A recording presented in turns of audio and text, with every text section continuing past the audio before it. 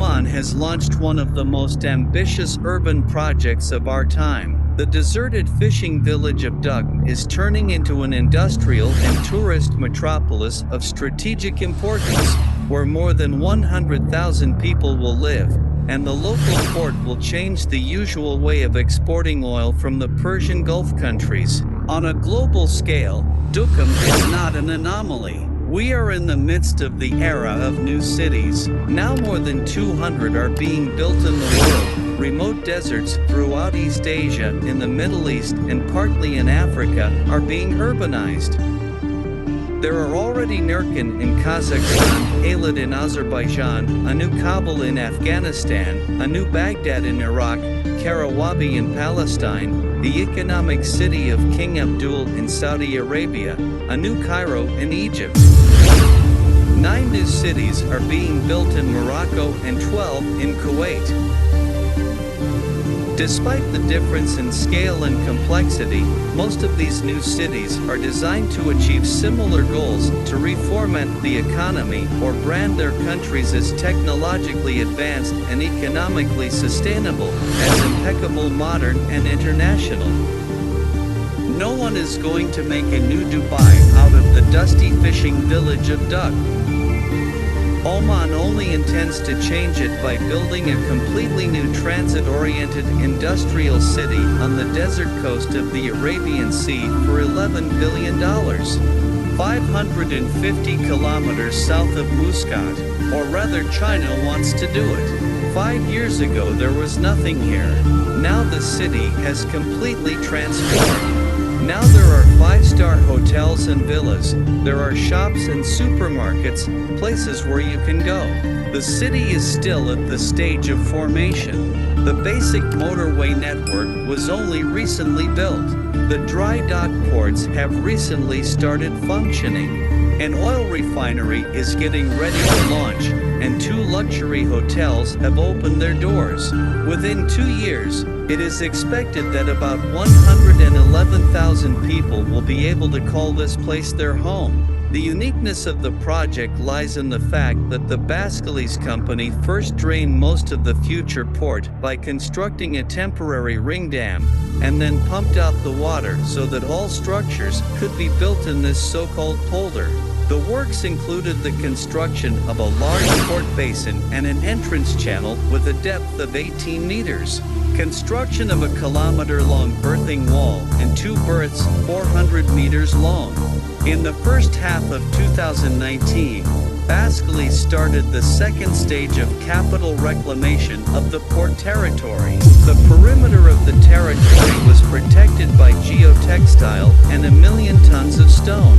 At the first stage of the project, dump dredgers pumped millions of cubic meters of sand for land reclamation and construction of a temporary ring dam.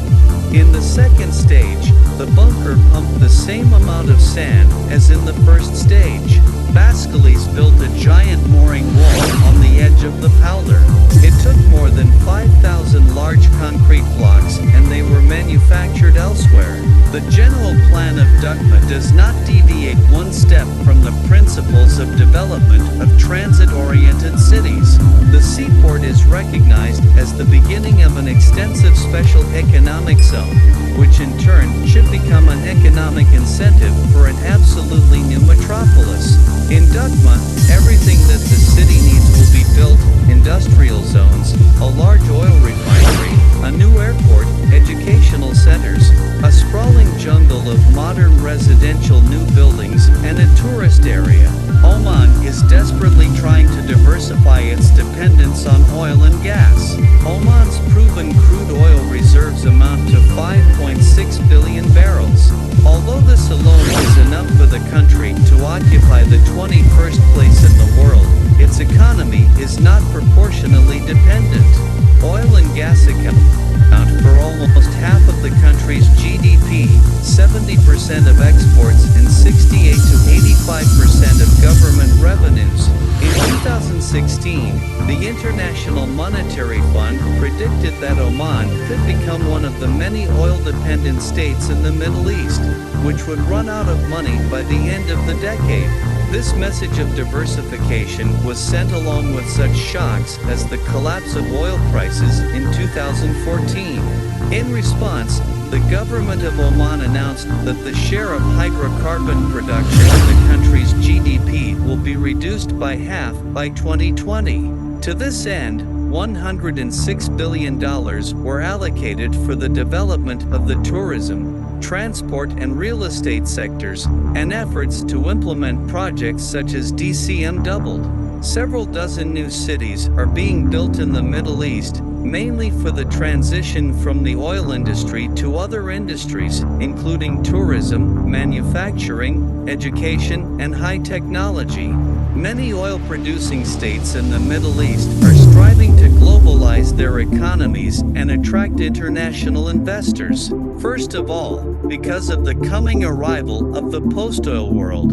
New cities are a way to give impetus to such an economic transition. In addition, they are seen as a way to start from scratch and avoid corruption, bureaucracy, and political confusion rooted in existing cities. Duqm is located on the Arabian Sea, not far from the Strait of Hormuz, the gateway to the Persian Gulf and the most obvious bottleneck of global oil supplies. Almost a fifth of all oil in the world now flows through this strait, constantly exposing Syria to disruption of supplies. If the DCM project succeeds, ships will be able to dock at the very gates of the Middle East without having to go all the way inside.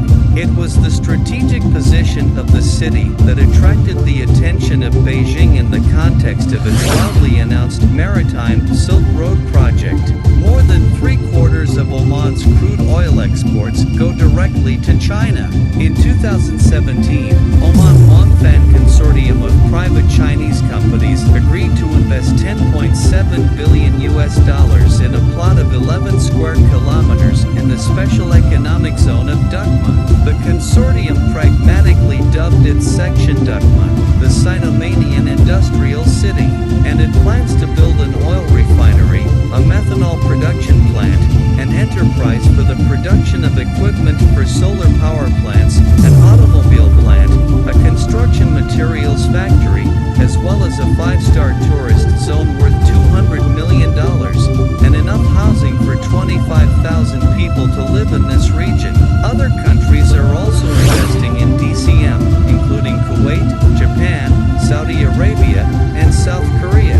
In addition, it was announced in February that India would gain access to the port and dry docks for commercial and military purposes. Although Duqm has never been densely populated, about 3,000 Bedouins, mostly fishermen and semi-nomadic pastoralists, called the area home before the arrival of bulldozers.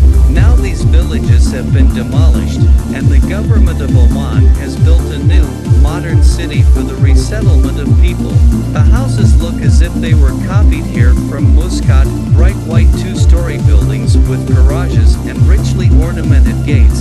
There is a mosque in the center. The houses are still empty. Local Bedouins prefer their own, traditional way of life, and they need space to keep camels. They don't want to live in the houses provided to them by the state, because they consider it very unnatural, but modernity will catch up with them whether they like it or not.